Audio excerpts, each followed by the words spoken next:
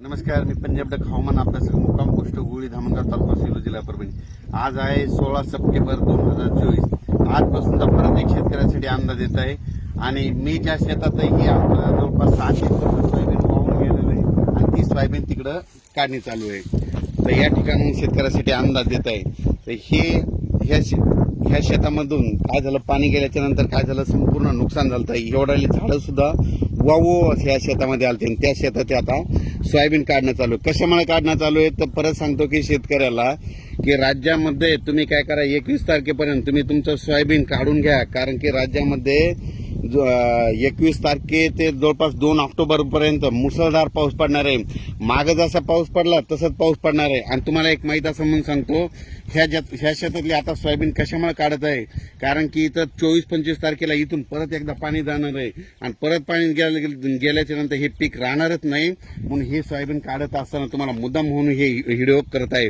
म्हणून तुम्ही देखील काय करा, 21 सप्टेंबर पर्यंत तुम्ही काय करा, तुम्ही तुमची सोयाबीन काढून वळे लावून ठेवा, कारण की राज्यामध्ये 21 सप्टेंबर ते 2 ऑक्टोबरच्या दरम्यान 10 दिवसामध्ये खूप पाऊस पडणार आहे, मुसळधार पडणार आहे, ओढे नाले वाहणारे पडणार आहे, नदीला देखील पाणी येणार आहे, वड्याला देखील पाणी येणार आहे, काही ठिकाणी पुलावून देखील पाणी जाणार आहे। म्हणून हा अंदाज लक्षात येतात। पण राज्यात एकंदरीत परिस्थिती बघायचं झालं तर 21 तारखेला तो पाऊस पूर्व विदर्भाकडे येणार आहे, तिथून लगेच ते पश्चिमी विदर्भ, त्याच्यानंतर मराठवाड्याकडे येणार आहे, मराठवाड्याकडून परत तो पाऊस, तुम्हाला एक सांगू इच्छितो की तो पाऊस लगेच पुन्हा इकडं पश्चिम महाराष्ट्राकडे जाणार आहे, त्याच्यानंतर उत्तर महाराष्ट्राकडे जाणार आहे। म्हणून हा अंदाज लक्षात येतात। माझी सर्व शेतकऱ्याला सांगू इच्छितो की राज्यामध्ये आता जवळपास म्हणजे 21 तारखेपासून म्हणजे पाऊस तो पूर्व विदर्भ, त्याच्यानंतर पश्चिम विदर्भ, त्याच्यानंतर मराठवाडा, त्याच्यानंतर पश्चिम महाराष्ट्र, उत्तर महाराष्ट्र, कोकणपट्टी, खानदेश, म्हणजे हे पाऊस जवळपास 2 तारखेपर्यंत सगळीकडे धुमाकूळ घालणार आहे। म्हणून हा अंदाज लक्षात घ्या। आणि तुम्हाला एक सांगू इच्छितो, आणखीन लातूरकडे म्हणजे मांजरा धरण आहे, तर त्या धरण देखील ह्या पावसामध्ये म्हणजे 30 तारखेपर्यंत भरून जाणार आहे। म्हणून त्यांच्यासाठी आनंदाची बातमी, माजलगावचं एक धरण भरायचं राहिलेलं आहे, ते देखील आता ह्या पावसामध्ये 30 तारखेपर्यंत भरून जाणार आहे। मग ही त्यांच्यासाठी आनंदाची बातमी। येलदरी धरण 79% झालेलं आहे, ते बी 20% ह्या पावसात भरून जाणार आहे, कारण की विदर्भात खूप पाऊस पडणार आहे। म्हणून हा अंदाज लक्षात येतात।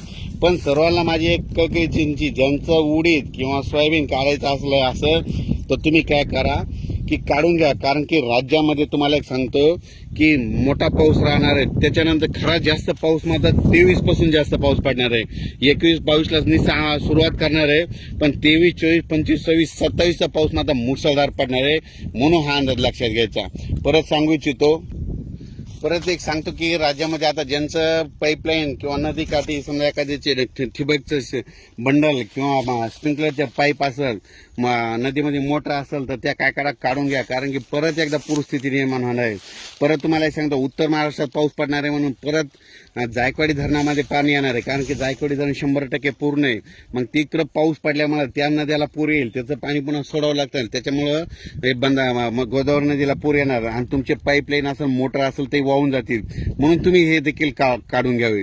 परत एक माझी तुम्हाला सांगतो, हे माझ्या शेतामधलं सगळं जवळपास 7 एकरचं सोयाबीन वाहून गेलेलं आहे, ही आता काढणी चालू आहे, कारण की इथं 23, 24, 25, 26 तारखेला इथून परत पाणी जाणार आहे आणि ते पाणी गेल्याच्या नंतर परत तुम्हाला इथूनच व्हिडिओ टाकणार आहे। म्हणून हे एक तुम्हाला या अंदाजामध्ये सांगणार आहे। म्हणून हे मी स्वतःच्या शेतातलं देखील सोयाबीन थोडं हिरवं देखील असताना, म्हणजे थोडं हिरवं असताना देखील काढून गेलो। म्हणून तुम्ही काय करा, तुम्ही तुमचं सोयाबीन आलेलं असलं तरच काढा,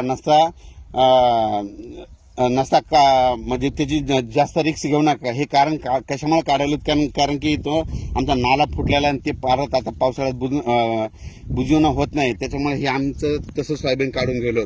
म्हणून परत शेतकऱ्याला विनंती आहे, ज्यांचं सोयाबीन असेल 21 तारखेपर्यंत तुम्ही तुमची काळजी घ्या।